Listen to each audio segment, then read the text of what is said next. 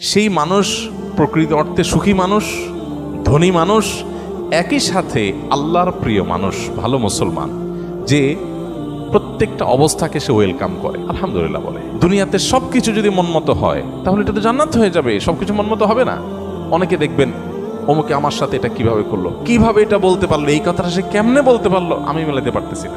কেন, এটা আশ্চর্যের কি আছে? চামড়ার ঠোঁট দিয়ে সবই বলা যায়, বলছে, বোঝেন, এটা তো আমি আশা করি না। তা আপনি যা আশা করবেন সব মন মতোই যদি হয় তাহলে তো জান্নাত হয়ে যাবে। আপনার আশার বিপরীত কিছু হবে দেখেই তো দুনিয়া।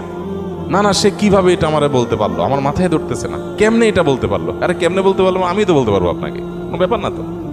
সবকিছুকে ইজিলি নেওয়া, এটা হলো মানুষের দুঃখ দুর্দশা দূরের প্রধান মাধ্যম, প্রধান উপায়। কোন প্রকার বিপদ আপদ হলে আমরা ধৈর্য ধারণ করতে পারি না। ভাই, সবরটা কখন করবেন? তাহলে আপনার মনের বিরুদ্ধে হবে, চাওয়ার বিরুদ্ধে হবে, আশা যা করছেন তার উল্টাটা হবে। আপনার সাথে পড়ালেখা করে অনেক ভালো আছে, আপনি সেটা থাকবেন না, এখানে তো সবর, এখানে তো সবরের প্রশ্ন আসবে। সবরটা কোথায় করবেন তাহলে? সবই যদি মনমতো হয়। বহু মানুষ আছে যে দুনিয়াতে তাদের সব কিছু চাই, সব কিছু চাই, বাস। আর অন্যের সাথে কম্পেয়ার করা এবং অন্যের কাছে আশা করা।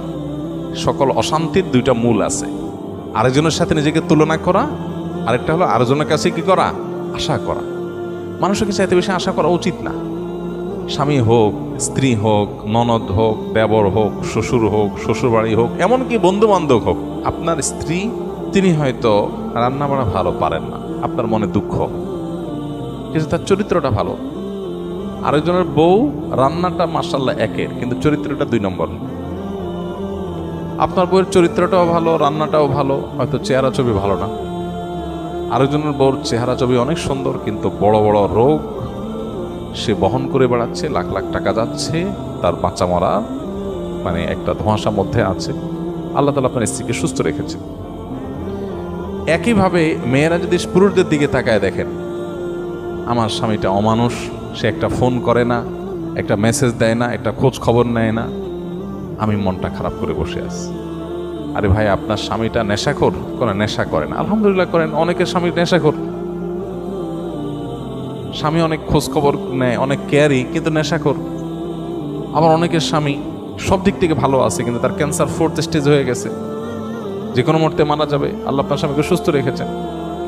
আপনার স্বামীর খুব বেশি উপার্জন নাই, আলহামদুলিল্লাহ উপার্জন নাই, কিন্তু আল্লাহ তাআলা অনেক দিক থেকে তাকে ভালো রেখেছেন, অ্যাডভান্টেজ আছে।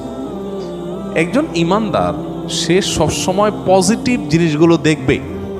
শেখ মোহাম্মদ মোতাওয়াল্লিয়া শারবি, মিশরের একজন বড় স্কলার, কোরআনে কারীমের একজন বড় মুফাসসির, তার একটা ছোট স্ট্যাটাসে তিনি লিখেছেন যে কারোর ঘর যদি চুরি হয়ে যায়, চুরি হয়ে চোরের